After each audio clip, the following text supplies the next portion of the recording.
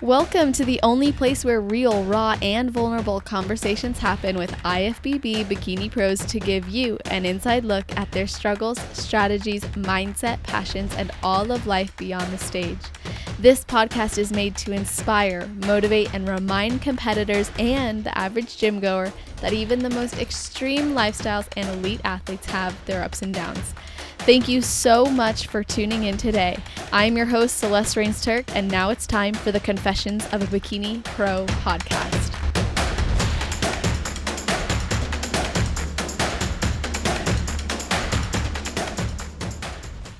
Today's guest is an athlete from Hong Kong who works as a director of Pump Personal Training Gym. She's a transformation and prep coach, as well as a pre- and postnatal coach.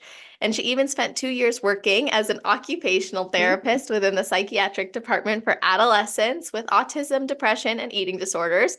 She is currently studying functional medicine while getting ready to enter her competition season for the year. This athlete worked hard alongside her boyfriend to achieve the goal of going pro together, and they are the first Chinese IFBB Pro couple and each take great pride in this shared victory. She started competing herself in 2018 and went pro in 2020, and then traveled to Texas to compete in the San Antonio Pro before competing in the Korea and Japan Pro. So we have a lot to talk about. Welcome to the show, Amanda Lam. How are you doing? Thank you very much, Celestial. It was nice to meet you, and thank you for inviting me into your channel. It's my pleasure to be with you today, and I'm so excited, and I was looking forward to our episode today.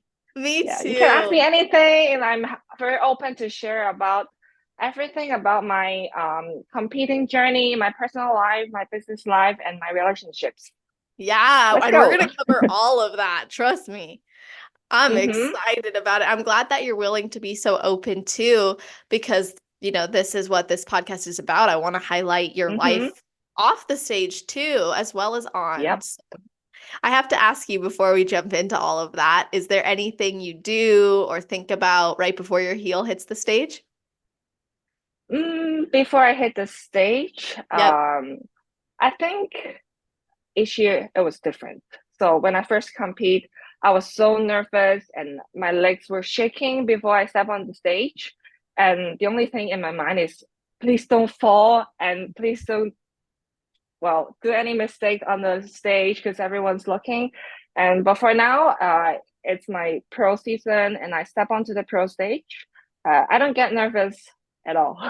Yeah. So I got so nervous before I see my coach the day before the show, but after confirming everything with her, I just get so relaxed and I just want to enjoy the stage and I want to hit my 110% on the stage, show my personality because on the pro stage, everyone is a champion physique and I just want to treasure that minute on the stage to show my personality and have a very nice posting video that I can post online and show everyone that I'm so passionate about the sport.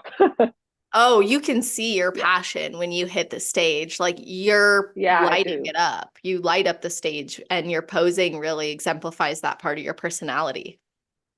Yeah, I have transformed so much. So from being um not confident before stepping on stage to nowadays, I just want to do my best because I have built a career and a lot of relationships from this spot from zero to today. And I feel so grateful that I think I have to give back to the community and to promote the sport in Asia specifically. Yeah. Specifically in Asia, this is something I wanted to discuss with you because you've competed Mm-hmm. in America. You've also Yeah. competed in Asia. So something that I think would be great to hear from your perspective, especially because you are from Hong Kong specifically. Mm-hmm. What's the difference from what you see in the fitness industry, beauty culture, and competing in Asia compared to America? Wow. That's a lot to talk about. Yeah, let's So talk a little about bit it. add on to the background because my coach is Jamie and she's from Fit Body Fusion. Yes, So Jamie I Day just Bernard. wanted to see, yeah, she's very famous. She's a really great coach. And the reason why I went to America is a long way. I took 23 hours of flight to Texas was because I wanted to meet her in person so she knows what I look like in person so she can maybe pick me better in my Asia shows. Mm-hmm. But what I see in America is everyone I meet at the backstage, everyone has so long training experience. It was like more than 10 years. It's very common for them, for the pros, but I have only been training for 6 years. So I think back in Asia, it's very normal for girls to hit the gym only recently. The reason why is because I think the trend of bodybuilding has only started like say 4 years ago. Okay, so 4 to 6 years ago, in Asia, people only like very, very skinny bodies.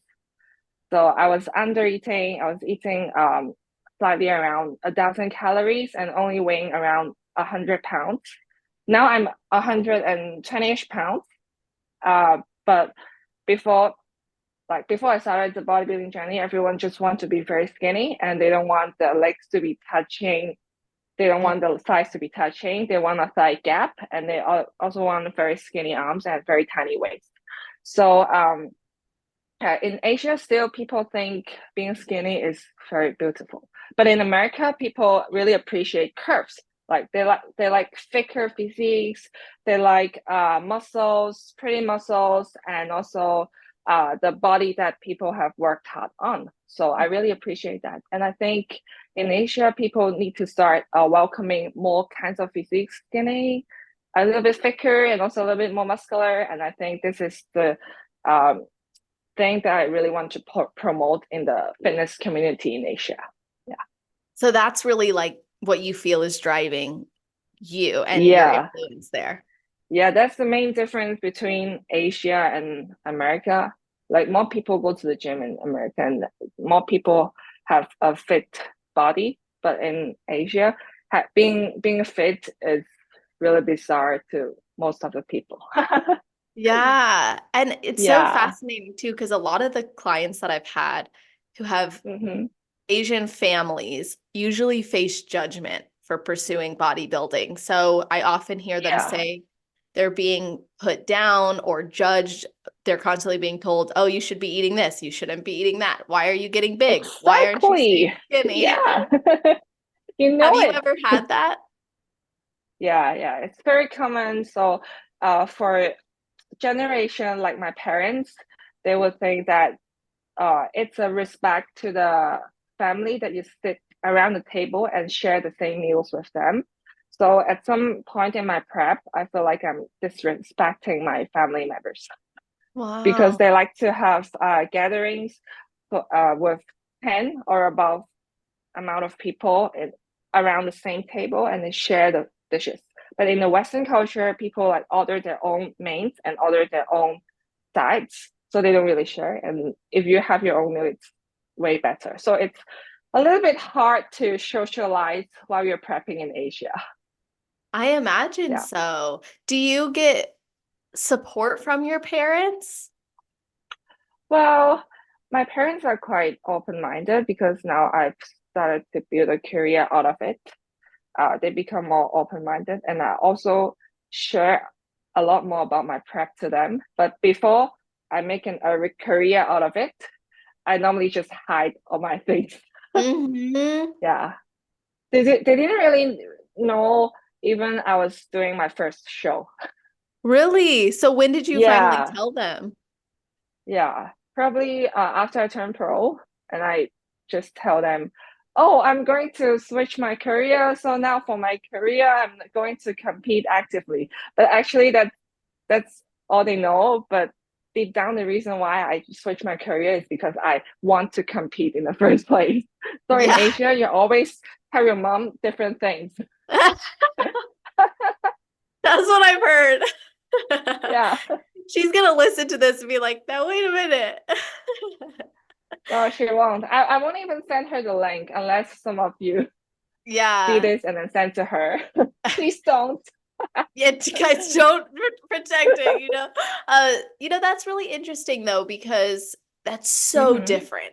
I Yeah. think that's another key difference is in America, there is judgment from families, of course, but it's not the same. Mm-hmm. Like you said, most of the times you go to a restaurant and you expect to order different things, whereas so my best friend, her husband is Chinese, and for their wedding, we went to a Chinese buffet and everyone was eating the meal that was put in the middle of the table, and then everyone was Mm-hmm. eating it. And I remember thinking that it was so different. You're not ordering from a menu and picking. So I imagine being raised to see sharing food as a respect factor would make it extra challenging. And I see now Yep. why you waited until you were a professional to actually really expose that part of your life. Yeah. Yeah. It's hard to say. I try to say everything here, but there are actually a lot of friction while I was prepping and also staying with my family and trying to maintain good relationships with them. And there are also hungry moments, hangry moments, and you just want to Mhm. focus on your own meal. And then my mom be like, "Oh, you gotta eat this, you gotta eat that. Why not just one bite? Why are you so stubborn? Can you just be a little bit more open mind and just try this kind of soup because like it's it's the seasonal soup, and then you're gonna miss it after this month, you know?" Yeah. How did you Yeah. So, navigate that? How did you set those boundaries or say, no, I'm going to focus on this? uh, no, I just said no, and I normally just went into a conflict. Yeah. So yeah, until I become a professional athlete, they feel like, oh, this is your career. This is your career to not eat some of the food. So maybe they're more aware of it. But they still harass me in the public if I don't eat anything, and they just say, "Oh, so now you can take this again." And then all of the other family members be like, "Oh, you're so disciplined. That's why you're so fit." And then Mm. it, it sounds very ironic Yeah. sometimes. Yeah, that Yeah, is very ironic, isn't it? Because you know what's yeah, required of you, but also there's that cultural perspective as well. yeah, exactly. But I feel like in a family in America isn't like that because I Yeah. also visit my friends in LA, and then I stay with their families, and then the parents are totally okay with it. Yep. Perhaps they have a better understanding of what an athlete should behave like. Yeah. Yeah, and I think too, like in American culture, sports have been around forever to the point where and I'm not saying that's not true in Asia, but I think even at the school level where they're teaching us about nutrition for Mm-hmm. athletes from a young age, and because in America there's like this drive for everyone to be independent and achieve that, then I think parents will be okay with, I got to rush my kid to this practice and then this practice and then doing this, even at the expense of missing a family dinner. Yeah, I agree.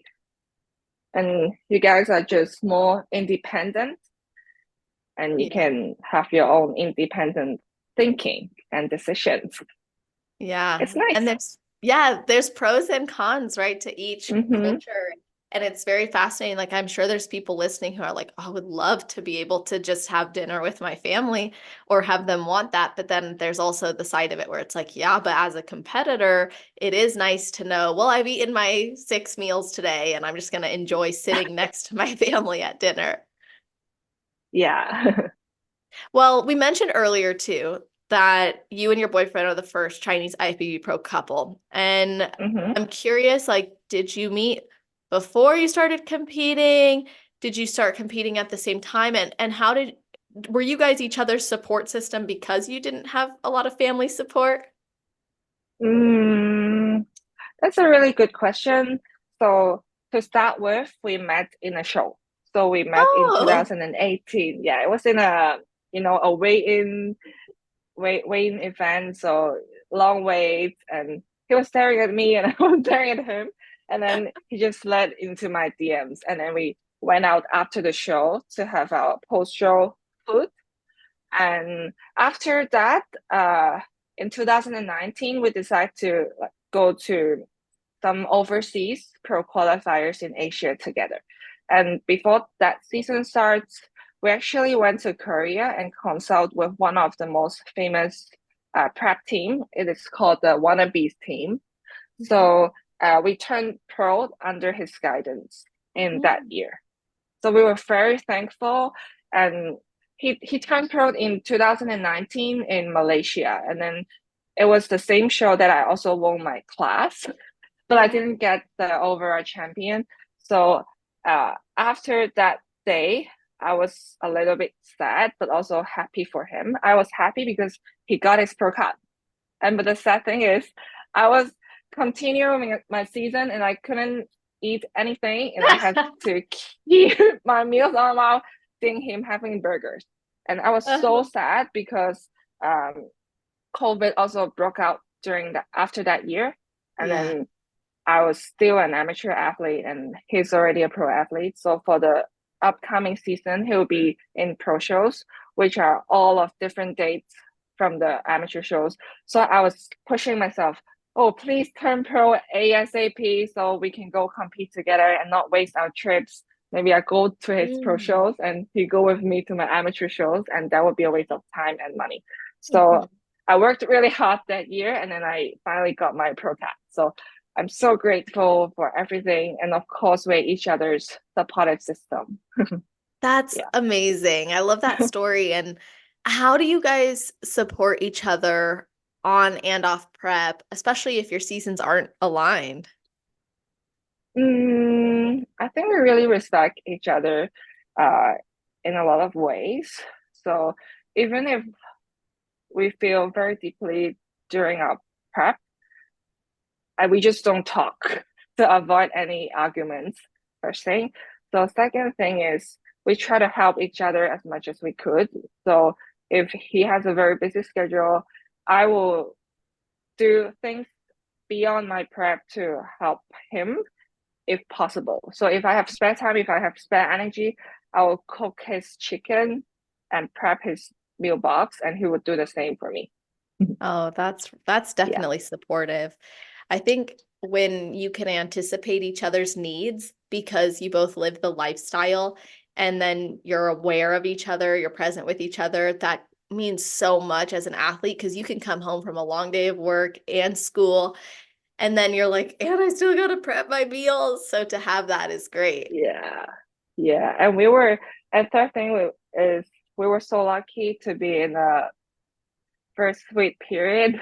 I was in my full-time job and he was working in a gym. And every time I get off my work from the hospital, I just took a cab to where he worked, and then we work out together. So our time spent together was very little, but it was very precious. So this is kind of one of the inspiration that forced us to work really hard.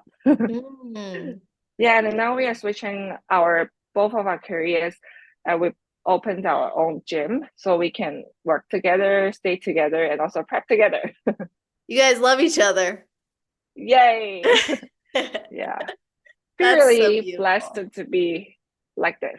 Yeah. It's a blessing to want to spend time with the person that you're in a relationship with and building a life with. I think that's very important and very beautiful. Thank you. You're We'll welcome. work really hard to try to qualify for the Olympia. Okay, I was just going to ask you what your guys' goals were together. So the goal is to qualify for the Olympia? Yeah, of course. That's every IFBB Pro's goals, right? Yeah, majority, yes. So what does that mean for you? Like, how are you mapping out your shows? You mean this year? Mm-hmm. So I'm still a little bit scared we will qualify in a different year. So I have to go to the US many times. And I have to watch him compete maybe. So I think he'll qualify first because he has a very athletic background. He grew up in Australia and he has been training for more than 10 years. So he has all the muscles, foundations, and he looks really full on stage, really nice on stage. But for me, I have a lack of training experience. I've only trained for 6 years. And the feedback from last season was to build more glutes. So I was Okay. really a little bit nervous that I couldn't bring the glutes fullness in my back pose because that's what I'm lacking. I'm really dominant in the front pose, but very imbalanced from the back. So I'm Mm. working really hard. So to map our show, I'm going to do the September show in Hong Kong because there's a home show. So I was kind of forced to do it. I have to do it. Yeah. But before the date was announced, I was actually planning to compete a date later than the Hong Kong show because Jamie told me to build more glutes. So I'm hoping I can really bring enough glutes to the show in September. Yeah, and I'll start from there and then continue to compete, well, until I qualify or maybe until the same feedback is on and then I have to go back into the off season. Yeah, Okay. So that's the plan. he's he's gonna try to qualify this year. You're gonna Yeah. compete in a pro show and then kind of reevaluate. Yeah. Because from last year, my boyfriend was always in the top top four, I guess. So it's kind of very close for him. But I was in Mhm. sixth to seventh place last year in my pro show. Yeah. And anything's possible. That is for Yeah, sure. yeah, I agree. Well, how are you working to deliver on that feedback? What is your focus for building glutes? What does a normal training split look like for you? Mm, so I used to train glutes 3 to 4 times a week, but now Jamie has cut it down to uh 2 days a week. Maybe it will change, but for now she wants me to recover a little bit more with food being a little bit higher to prioritize recovery. And I see that my glutes are growing. So I just follow the workout split that she has given me. But since she's in the US, so I also have been training with my boyfriend's coach in person. So he's trying to adjust my hip hinge and hip extensions movements to the maximum and to train according to my bone structure because I'm really narrow. So anything sumo stance will be a little bit hard for me to execute. And I also took feedback from the IFBB Pro judge, and most of them told me to narrow down my back post stance because I was standing so wide last year that kind of flattened out my glutes. So I'm gonna change my back post this year. And what else? Um, Top thing, I've also been measuring my hip. So measurements can lie, right? So I'm just doing a table on my own files and to track my hip waist ratio every week with my check-in. What are you looking for with that ratio? Um, I'm trying to make a improvement of around 2 to 3 cms increment with the same waist size for both off season and on stage. I try to maintain that while I'm cutting. Yeah. So I think around 2 to 3 more cms more on my glutes. Well, what's the rate of your growth currently? What's the rate? Let me check my Yeah, I don't want to put all documents. this pressure on you, but now I'm curious. I'm like, okay, so 2 to 3 centimeters Okay. is the goal. What's that in a timeline? So right now for recent 3 4 weeks, my glutes are adding on size uh 0.5 centimeters per week, around per week. So it's pretty nice, and my waist stay the same. And my waist is a little bit tighter. It's 5 cm tighter than last year's off season, and now my glutes are 1 cm bigger. That's So it's good. bigger. Is it clear? Yeah, that's a big Yeah. deal. Yeah, because I lock it in my app, but my app is in the phone right now, so I can really open it. But if you lock in the measurements, you'll get a chart, and then you can also compare the ratio from last year and this year. So I keep these kind of statistics on, and to pray that I keep those improvements Yes. in summer. Yeah. Yeah, I totally get that. I have been tracking my measurements and data for years. Mm-hmm. Like when I signed up with my coach now, who I've been working with for a couple of years now, he was like, "Holy moly, you have data going back to when you were like 2 years old." Not really, but like, as a competitor, and when you've been in it for so long, you're passionate about it. Like the data does matter because you can get caught up mentally in Yeah, the go of yeah. it. Especially if your body fat is not stage lean, you just get confused. Yeah.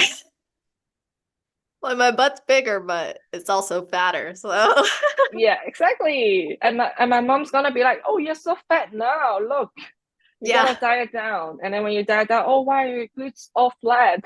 exactly. Yeah, you can't win, that's for sure. Yeah, yeah. So this is So, exciting. So obviously the goal is to go to the Olympia. You're trying to build your glutes right now. We're gonna see you on yep, stage in September and then yep. reevaluate and potentially come back. But how are you managing or planning to navigate these goals while also going to school? Um, I've graduated. You mean work, right? You mean I have totally and thought work you were together. starting. I thought you were starting a new I thought you were starting functional medicine. So you've just completed that. I'm still doing it, but it's like online course mainly with a few essays that I have to write. So it's Okay. not a full-time study. So you mean balancing, yeah, balancing prep work and also a little bit of further studies, right? So in Hong Kong, it's normal that athletes have to work and they have to also develop their own career and business. So we get really busy in Hong Kong. So it's really tough. I have a very packed schedule, but I like to plan all the things in ahead. So I have competition goals. So executing what the plan Jamie gives me is basic. So I try to use less time to think about what I do. I just do. And then I put more energy in my work because I have to think what I have to give to my clients. I have to think about what kind of marketing posts I have to post for my company and what kind of projects that I have to be like doing in certain months. Yeah. So in the past weekend, I have just finished bikini seminar with 20-ish Mhm. near near 30 participants to promote the sport of bikini in Hong Kong. And also next month, I'm going to lead some of my clients and we travel to Taiwan to compete together. So yeah, every month there's so many things going on. So I have to keep a really clear schedule and just to avoid I burn out mentally and to avoid schedule like crashes in together. Yeah. Definitely. I feel like, Time management. yeah, I was literally just thinking that. I'm like, if you don't manage your time as a working athlete, it can overwhelm you. Yeah. Yeah. I don't want to be one of the athletes who just live on sponsors and just sell for how I look. Like I want to look good and also do good to everyone and also maintain my career. Yeah, it was a very successful experience for me last year in Japan Pro. I was leading also six clients together in the amateur show, and then the next day I do my pro show, and I got Wow. the best results so far in my pro season. So that means it was a win for me because it proves that I can do well under pressure. So I Yes. try to keep this vibe, keep this energy on for this year so I can like do good to myself and also do good to the rest of my clients. That's so important. I Yeah. think more athletes would benefit from adopting that mentality, honestly, of like, how can I contribute? How can I learn? How can I grow? And also just having life outside of being on stage is really, I think, what makes this even more fulfilling, like you said, because you saw your clients receive success in conjunction with Mm-hmm. your success. That was rewarding. So when did you start coaching and what made you decide you wanted to work with other competitors? Well, I think I started coaching other girls uh around 4 years ago. I was working in a hospital, but I also get many messages from other girls that they were asking for coaching. So at some point, I was working in the hospital and also prepping some of the girls and also prepping myself at the same Mhm. time. And then I feel like um, I like to be the role models. So I feel like I can inspire others and it gives me a sense of satisfaction. And even in times of prep that I feel very lonely, I feel like my clients' experience can also help support my journey as well. So feel like it's a very meaningful job because I help them and they're actually helping me as well. And then we become stronger females. Yes. Yeah. One woman's win is another woman's win. Yeah. Yeah. That's the point.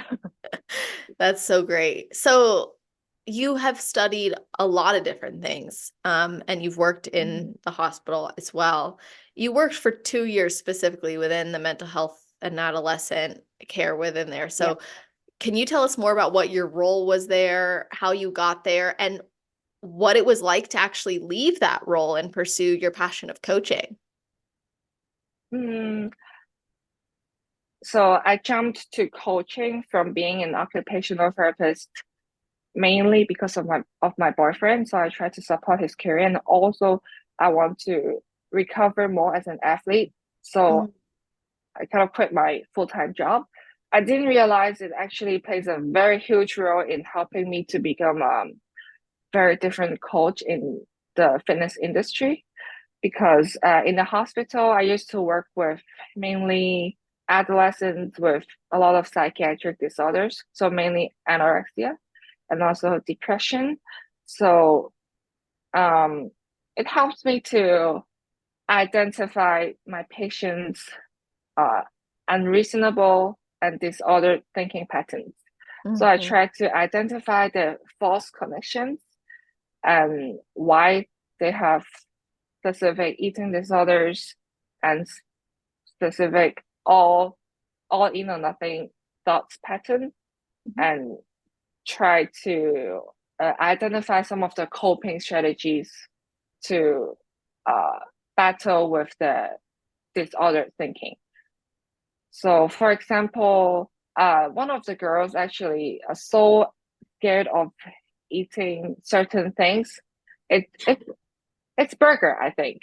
So I tried an experiment and told her to try a burger while she she get her uh she get her leave out of the hospital. So after that, we weigh her again, and then she's just on the same weight. So after that experience, she's not afraid of having the burger once again. So I feel like working with girls with kind of irrational thoughts or ideas can help me to identify what are the specific coping strategies for some of my clients right now in the fitness circle. And they are smart enough to evaluate the results with me. So I feel like I can help them to identify the ways to reach the fitness goal realistically. So this really helped me. Oh, Yeah. for sure. Yeah.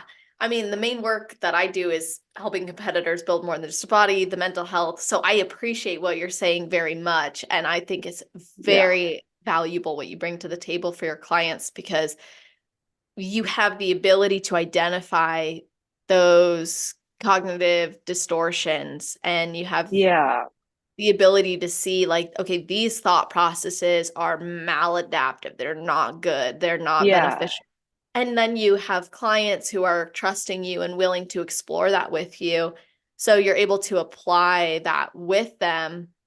And as clients who are competitors especially need it. But do you work primarily with competitors or more so like lifestyle and the pre and postnatal? Well, actually, half of my clients are lifestyle, pre and postnatal, and half of my clients are competition clients. Wow. So yeah, but the common thing that I find in because I coach all of my clients are girls, and I realize that everyone has a lot of mental barriers in reaching their fitness goal. Like mostly is their goals and the actions do not align, and I try to identify that discrepancy with them, and that's what solves their problem Mhm. sometimes. So for prep clients, it requires a little bit more psychology work, but I try to explore with them some of the options that make them feel more flexible in prepping, that actually help with them to stick with the plan overall and to Yes. achieve their fitness goals. So there's a lot of soft skills that are acquired in the hospital that I can like regenerate in my gym to make, well, to help my clients to achieve their fitness goal. If you're looking for competition heels, jewelry, and fun competitor extras, then visit shoefairyofficial.com and use code Celeste for a discount at checkout. Absolutely. I think mental barriers to success Yeah. have to be addressed, or you just end up repeating those cycles over and over again. And for someone who wants to go to the lengths with, or great lengths with competing, it's absolutely crucial. Yeah. Sometimes it's really small things like fixing the meal timing can really help with the training energy and help with them to lose fat. So it's a very small change that help with the big picture. Yeah, and I feel like that's Mhm. more beneficial than throwing like a million big things at someone. It's like we can make Yeah. a small adjustment. You can see the impact of that adjustment in a positive way, and then we can take the next small step. Yeah. I Well, agree. something I'm really wanting to pick your brain on is Hmm. like what you think people who already compete but who want to take time away to start a family should focus on for their health, and also with maybe knowing that they want to come back to the sport after they have a family. Mm, I actually have a client who faced this struggle last year. It was one of my online clients from Taiwan because in Taiwan, like many other Asian cultures, they have a really strong idea of building a family. So they have to have a family at certain age. So my client was 30 years old and she was pressurized by her family to build another family. But she was also rolling in the first call out in her amateur show. So she really wanted to continue competing. So I think first thing is um, I will tell the client to identify how urgent things are, and secondly, how important things are. So, because age is an urgency, but competing and having a family is also important. So, last year she set a boundary that, oh, before I turn 32, I have to finish all my competing. And then once I reach 32, I have to uh, try to build a family her with her husband. So I feel like it's important for the client to speak to her family or her other half to agree on a certain timeline that she has to get us pause in her competing career and focus on something else, and then come back after it if she's really passionate in the sport. Because you know, like you can't really miss the age of having a family. Yeah. Just like Angelica, I'm so proud of her. I'm so happy to see her back on the Arnolds after having two kids. It's amazing. And she can still, well, every mom can still compete after having babies, but if you miss having babies in certain age, you're gonna not, maybe you're not able to have a baby anymore.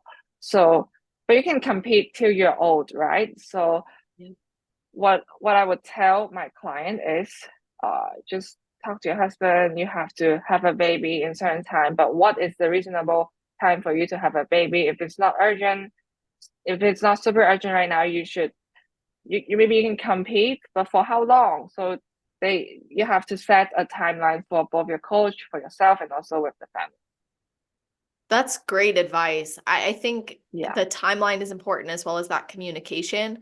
And there comes a lot of, it's a heavy decision, I think, for a lot of athletes who are right on that cusp of maybe achieving like a pro card, but also they're like, Yeah, oh, I'm exactly. not It's so that. close. Yeah. Mm. So from a health perspective now, like from what you know, what are some things that competitors could be considering or doing to have healthy pregnancies and be able to have a positive return after they have a baby? I think before they decide to have a baby, they have to get a pause from the career a little bit longer. So try not to be immediately pregnant after fresh off the stage. So as a coach, that would be my personal opinion. So at least she has to get a blood test to check every hormone is all right, and try to eat healthier and eat in maintenance to achieve maybe a healthier body fat percentage. So this is such thing. And after they get pregnant and they're having baby, that's actually a deload period for them, maybe after competing for several years. Um, and after having a baby, I think they have to also discuss with their family because after you have given birth, you have to take care of your kids, right? So maybe you have some of the tasks uh, got done by your parents or by other helpers so that you can compete. But I can see other moms compete after a year after they gave birth. So that's really quick. They have a lot of help from their family. I think physically it's okay to compete after giving birth in a year, but that would be really extremely demanding. So I think for younger moms, it will be able for them to recover very quickly. So they can they can deliver the baby and depends on how they deliver it. If they have a cut in their tummy, they have a C-section, they have to recover for a longer time and they have to work on the core for a little bit longer because there will be a very hard scar on the tummy. So they have to maybe do a little bit of therapy to soften up the scar and to build up a little bit core before they get on back onto heavyweight training. That might take half a year, around half a year. But if they deliver the baby naturally, they can recover a little bit faster. But if you want to compete ASAP, that would be about a year, as I see. But in Asian cultures, I think mainly the main thing is to discuss with their family who can help take care of the kids when you're out in the gym for cardio and training. And you just have to be responsible for your family and the kids. Yeah. So it's Yeah. communication, it's getting your weight to a healthy maintenance level, checking your blood work, eating in a way that Yeah. supports getting pregnant, and taking the time that you need both post-show, pre-pregnancy, and post-pregnancy pre-show. Yeah. But in a physical aspect, usually competitors are really good at recovering after pregnancy. That's what I've seen too. Like some of the other women Yeah. I've spoken to who have like had babies right after show or come back right after having kids. It's amazing.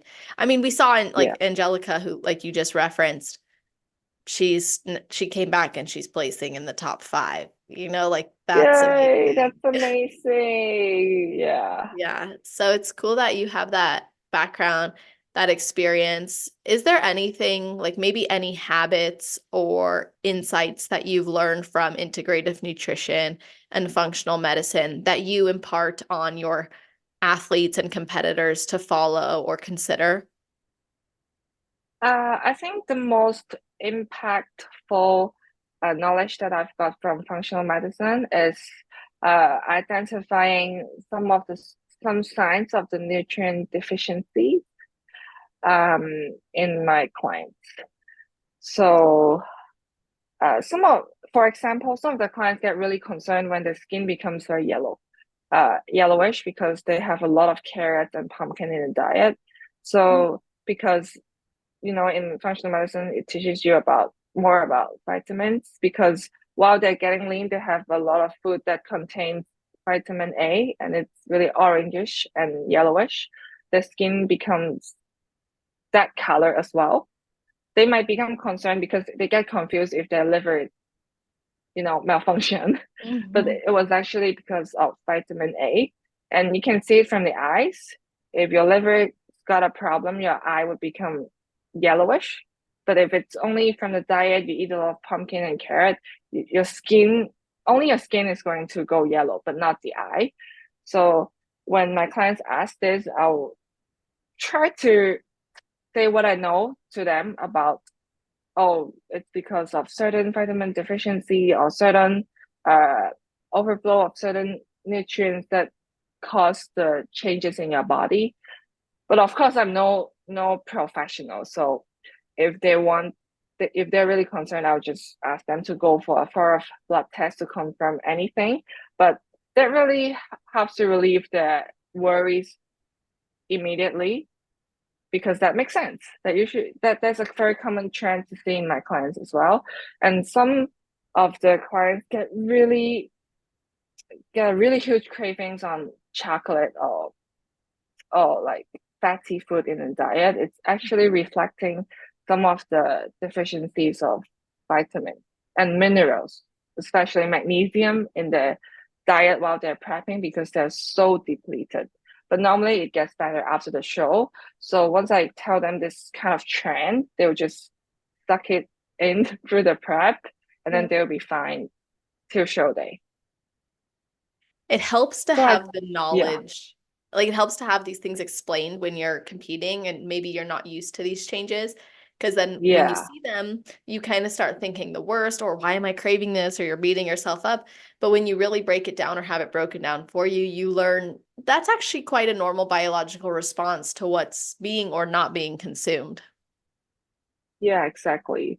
And also the second thing is functional medicine also teaches us different types of hunger. So I think hunger is everyone's worst enemy, especially for girls in prep, because it can lead to emotional eating episodes. But in functional medicine, it teaches you that hunger actually comes from different ways. There are 7, 8 types of hungers.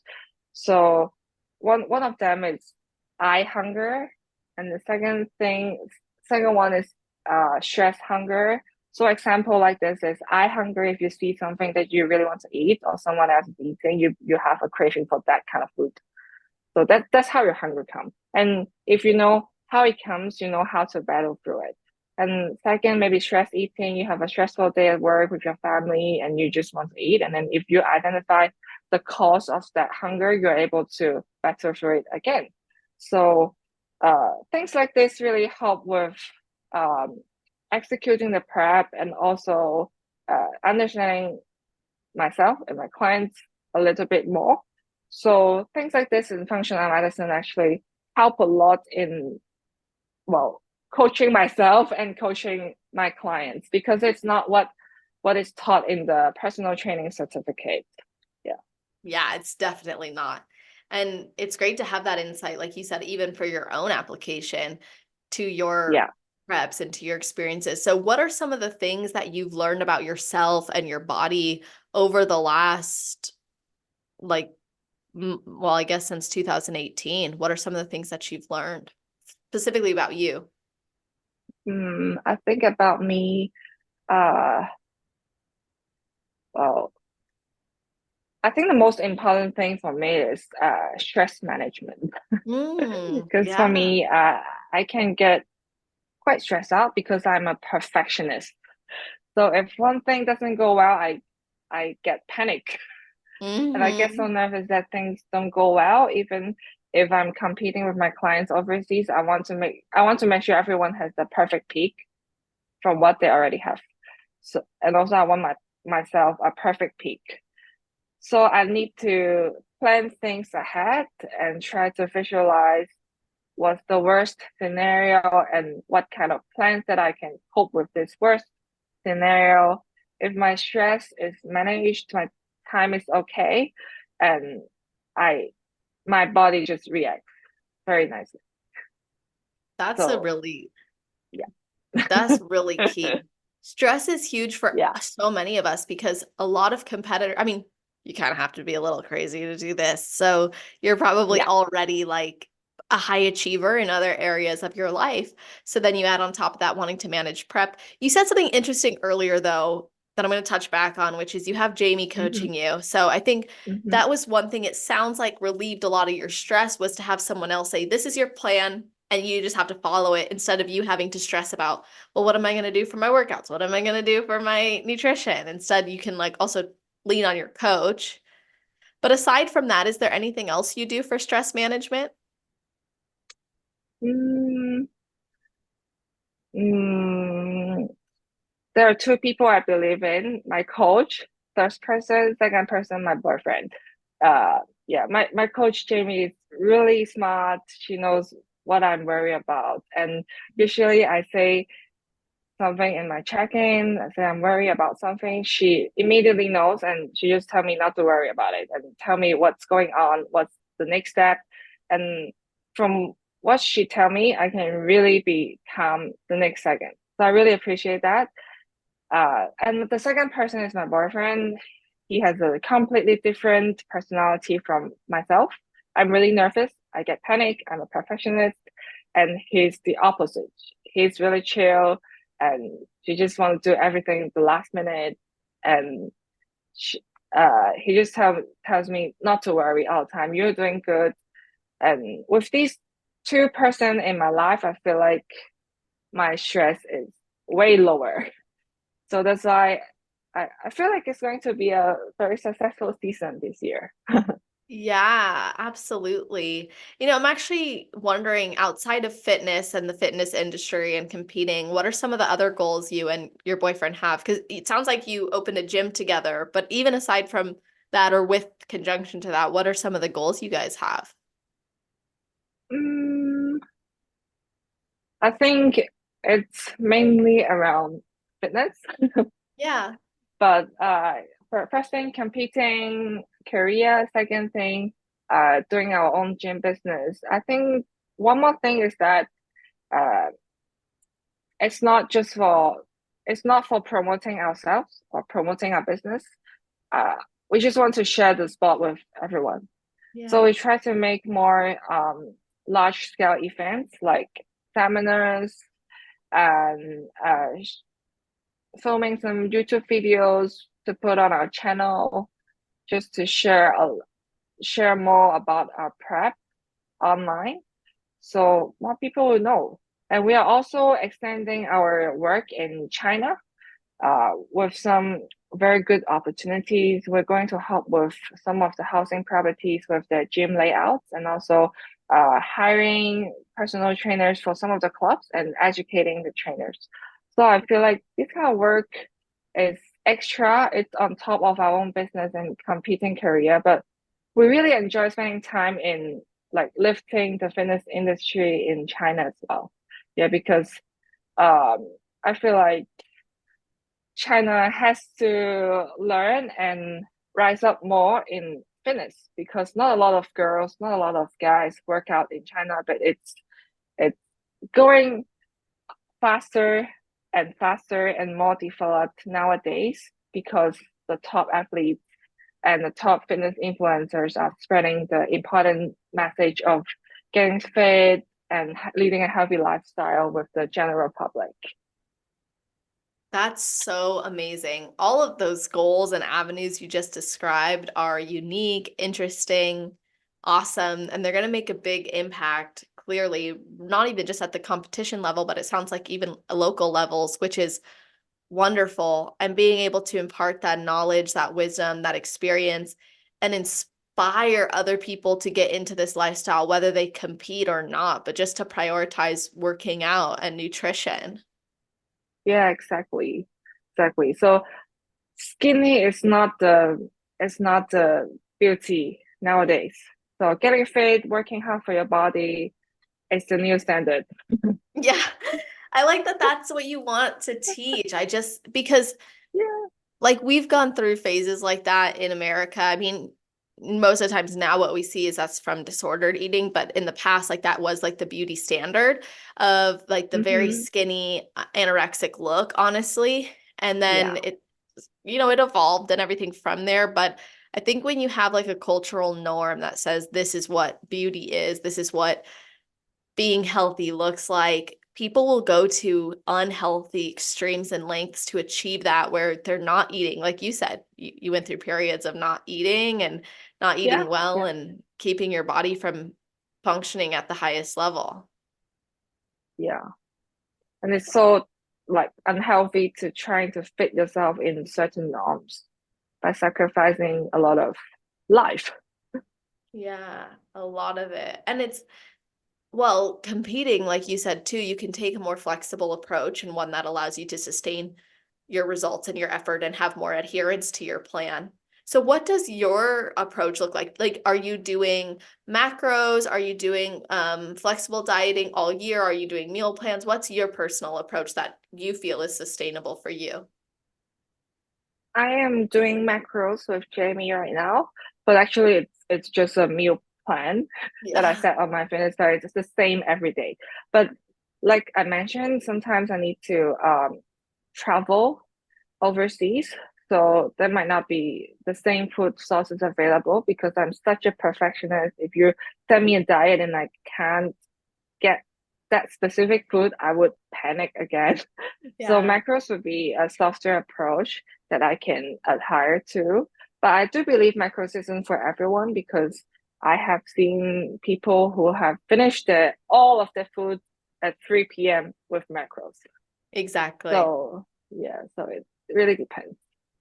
Yeah, the approach really matters and how you execute on these things and interpret them, and working with someone or getting guidance from others on Yeah. how to approach it is important. So Mm-hmm. I didn't ask you this earlier, and I should have, which is, why do you want to go to the Olympia? Because it sounds like your mindset is very much impact, purpose, career, uplifting others, getting the word out on the sport. But for you personally, why do you want to go to the Olympia?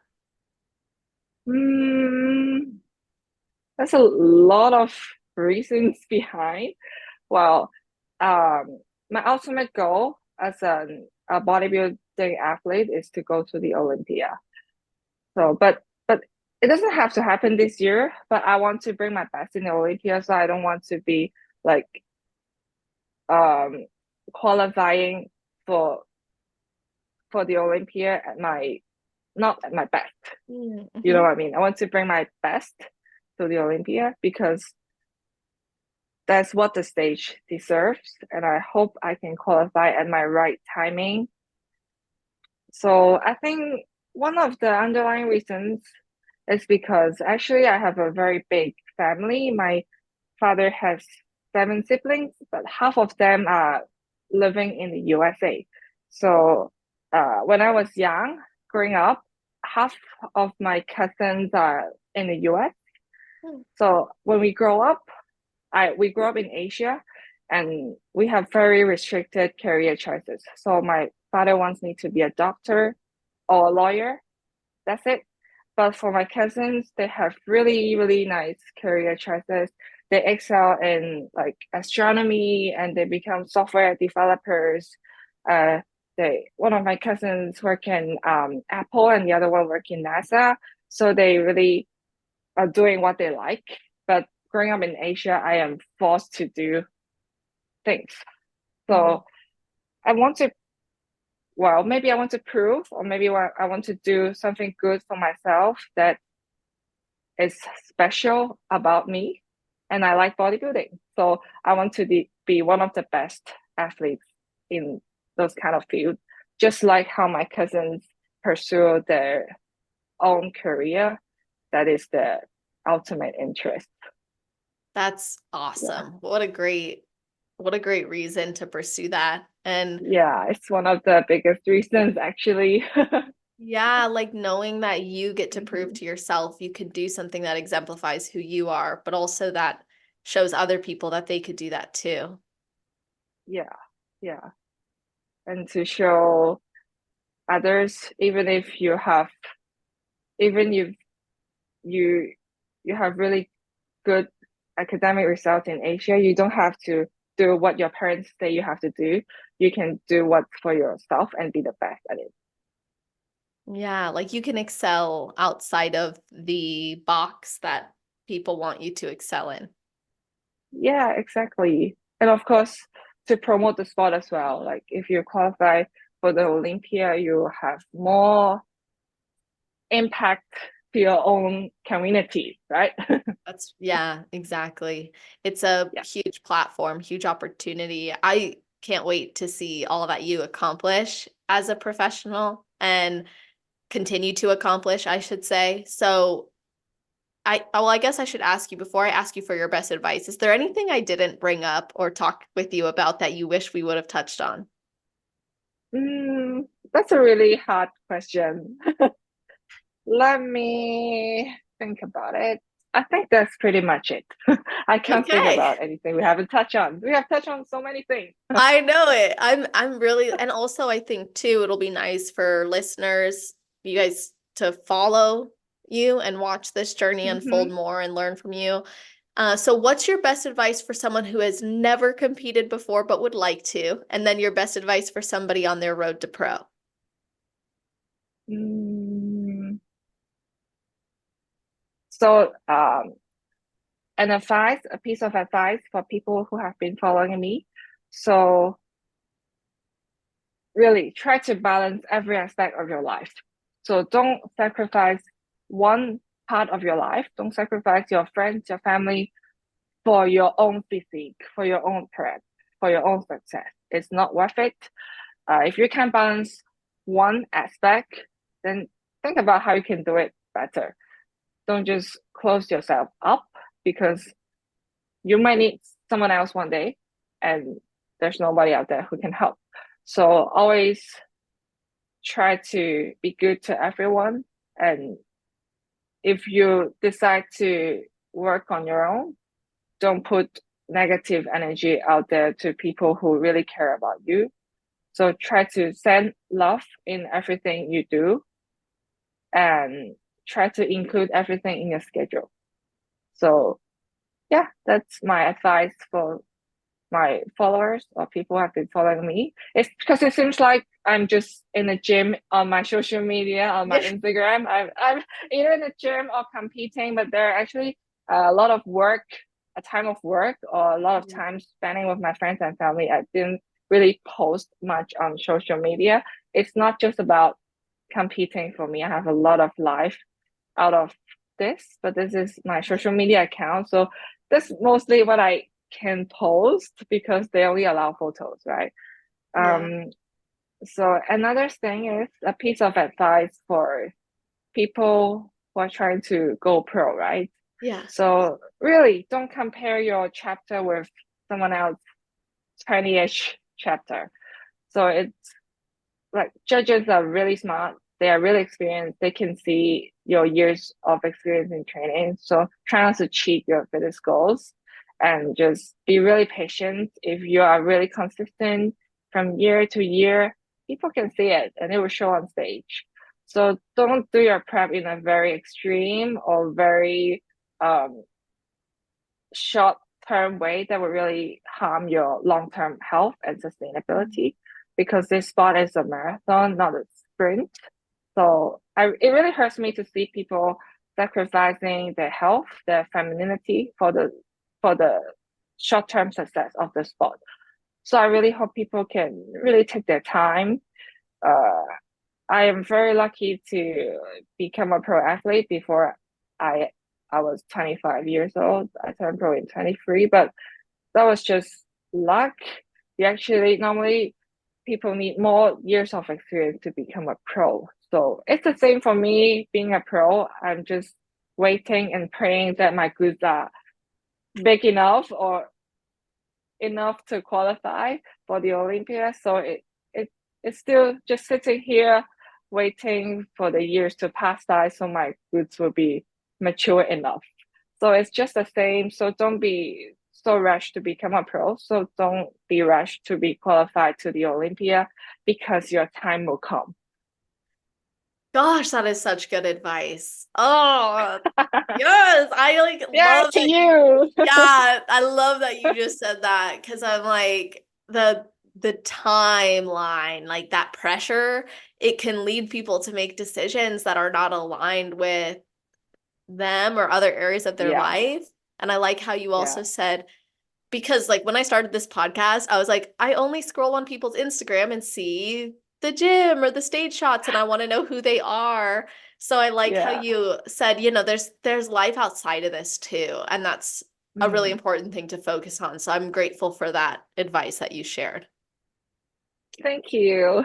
Yeah, it's been such a pleasure talking with you and learning from you. I want people to be able to work with you or connect with you or come to your gym or your events. So how can people stay in touch? You mean how can people reach out to my event? Yeah, well, anything, Uh, your coaching, your events, follow you. okay, so you can just follow my social media account, my Instagram account, which is Amanda Jaden underscore IFBB Pro. And you can always see my stories or you can see my events if you're around my area mainly. So you can also message me if you'd like to and ask me anything. Sometimes I throw out Q&A boxes while I'm competing when I'm Yeah. waiting for my show day. So always welcome to hit me up. I am very open and I like to inspire people. Yeah, your passion is felt. Like I've felt it this entire time we've spoke, and I'm so thankful you spent this time with us. So everybody listening, all of that information will be on the show notes page. So that's on celestial.fit/podcast. If you're listening right away, it'll be at the top of that page. If you're listening in the future, just scroll down to the category section. You'll find it there. And not just the links, but also you will find a full breakdown of our episode, bulleted list of the topics we covered, and the timestamp so you can share it with your friends, your teammates, your family, and say, hey, listen to this part. This really resonated with me, or share it on social media and tag us so we can thank you for listening and supporting. And all that being said, I hope you all have an amazing rest of your day, night, or morning, wherever you are in the world while you're listening to this episode. Just make it awesome.